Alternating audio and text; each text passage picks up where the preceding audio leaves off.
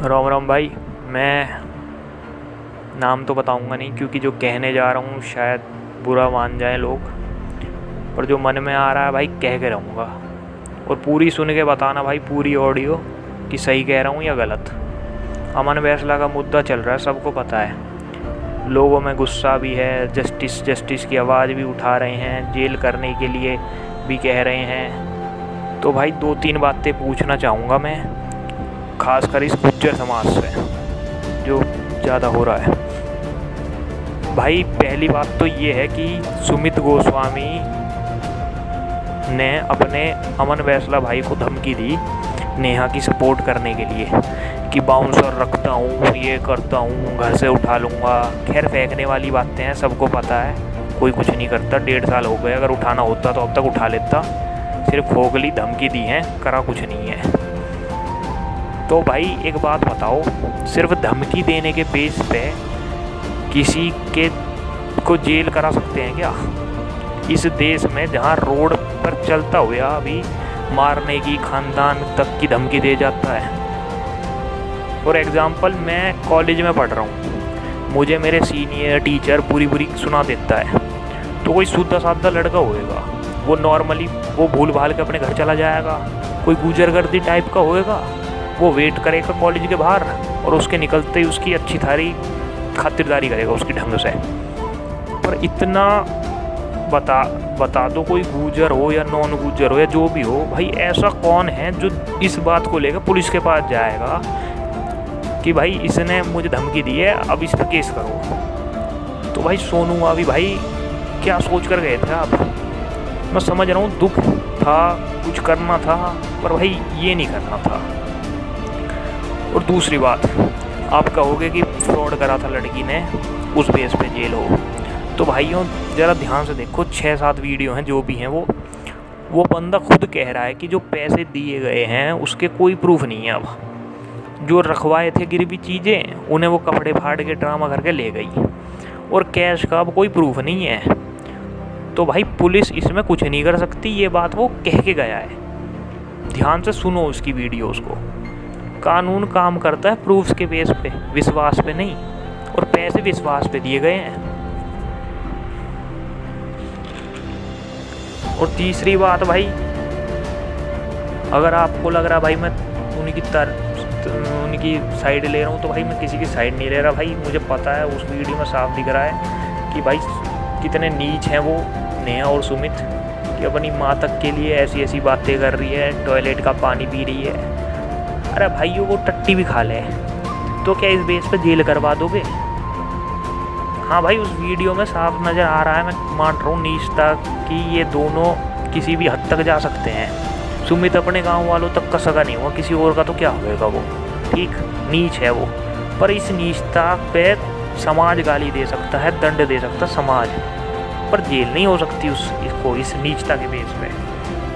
भाई मैंने तो ज़्यादा कानून पढ़ा नहीं, खैर जिस भाई ने पढ़ा है वो बता भी सकते हैं कि इस पे क्या होता है, ठीक भाई। पर हमने तो आम आदमी कभी भी धमकी पे या किसी की नीचता के बेस पे भाई किसी पे जेल नहीं करवा सकता, एक आम आदमी की बता रहा हूँ मैं, ठीक भाई। और जो दूसरी बात जो उसने कही है कि भाई मेरे भाई देख लेंगे, तो भाई उसकी बात का मतलब ये तो कतई नहीं था कि पुलिस के थ्रू देख लेंगे। क्योंकि मैं देख रहा हूँ भाई ये मतलब जैसा पुलिस ये नहीं कर रही, वो नहीं भाई, वो पहले कह के गया पुलिस इसमें कुछ नहीं कर सकती। भाई तुम समझ नहीं रहे यार, उसका ये कतई मतलब नहीं था कि पुलिस के थ्रू जाएंगे और हमारे भाई देख लेंगे। अगर ये होता भाई पुलिस के थ्रू वो खुद भी जा सकता था। और लॉकडाउन में मुझे ऐसा लग रहा भाई बावड़ा हो गया गुज्जर समाज। ऐसी सुदीक्षा और शेरू भाटी के केस में करा था, शोर मचाने के लग गए थे। शोर मचाने की, तमाशे की क्या ज़रूरत थी? कोई ये बता दो मुझे। शेरू भाटी के केस में भी 2 तो वैसे ही पकड़े जा चुके थे, एक पे गैंगस्टर लग चुकी थी, और ये सब उस पंचायत बैठने से पहले ही, एक दिन पहले ही हो चुका था, ठीक। और डर के अगले दिन कर भी दिया था सरेंडर, वरना अगले दिन वैसे भी पकड़ा जाता वो, ठीक भाई। अब कानून ऐसे में जेल की सजाई तो सुनाता है, इससे ज़्यादा क्या कर देगा कानून? एक बात बताओ, ठीक भाई। और अगर तुम्हें यही सब करना था तो भाई ये तो बिना शोर मचाए भी हो जाता। इसमें शोर मचाने की और तमाशे की क्या ज़रूरत थी? जस्टिस जस्टिस चिल्लाने की क्या ज़रूरत थी? और चलो मैं मान लूँ भाई तुम्हारे अंदर गर्मी भर रही तो तुम्हें ख़त्म भी करने थे वो दोनों तीनों जितने भी थे वो, जिन्होंने शेरू भाटी के साथ ऐसा करा, तो भाई उस केस में भी शोर मचाने की क्या ज़रूरत थी? चुपचाप जाके काम निपटा जाते। शोर मचा के काम खराब ही तो किया है, ये बताओ। खैर शेरू भाटी के घर वालों ने, परिवार वालों ने कानूनी तरीके से जाना चुना, उनकी मर्जी, कोई दिक्कत नहीं। और कानूनी तरीके से तो वैसे भी ले रहे थे वो न्याय अपना, तो उसमें शोर मचाने की क्या ज़रूरत थी भाई? इस तमाशे की क्या ज़रूरत थी? कोई ये बता दो मुझे। मैंने भाई पढ़ा तो था कि बंद कमरे में रहने से, ज़्यादा दिन रहने से दिमाग पर असर हो जा, पर इतना ना पता ही भाई इतना बुरा असर हो जाएगा। मैं समझ रहा हूँ यार, खुल के जीने वाले बंदे हो, 6-7 महीने के लिए कमरों में कैद कर दिए हो तुम, ठीक, पूरे देश पर असर हुआ है। मैंने भी देखी पिछले महीने विनोद विनोद के नारे लगाने लगे लोग, बावड़ी जनता इतनी बावड़ी होगी, दिमाग पे ऐसा असर हो गया। पर भाई गुज्जर समाज पे इतना ज़्यादा असर होगा कि ये तो भाई बस पूछो ही मत। लॉकडाउन के सारे इफेक्ट गुजरों पे ही हो गए दिखे, ऐसा लग रहा हमें तो। कैसे मामलों को कैसे गुज्जर गर्दी से और अप्रोच लगा के डील करे जावे हैं, वो सब भूल गए। बावड़े हो गए, बस शोर मचाना क्या सीख लिया, हर चीज़ में जस्टिस जस्टिस का शोर मचाने लगे हैं। तो भाई अगर मेरी किसी भी बात से किसी भी भाई को दिल को ठेस पहुंची हो तो हाथ जोड़ के माफ़ी मांग रहा हूँ। पर मेरा सिर्फ इतना मतलब था कहने का कि जो सोशल मीडिया पे शोर मचाने से कुछ नहीं होता भाई।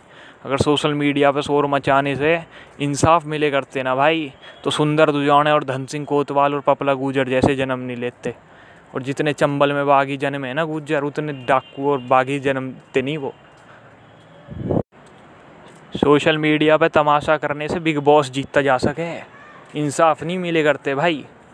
तो ये जो भी बंदे ये शोर मचाने वाले हैं, बस इनको चुप कराने के लिए है भाई ये, और इससे ज़्यादा और कुछ नहीं कहना चाहता मैं। और इंसाफ भाई ज़मीन पे उतर के लिया जावे, लड़ के लिए जावे, छीन के लिया जावे, हक ना मिले तो भाई। पर चिल्लाने से, शोर मचाने से कभी इंसाफ नहीं मिलते। बाकी आगे जैसे थारी जी करे भाई। राम राम।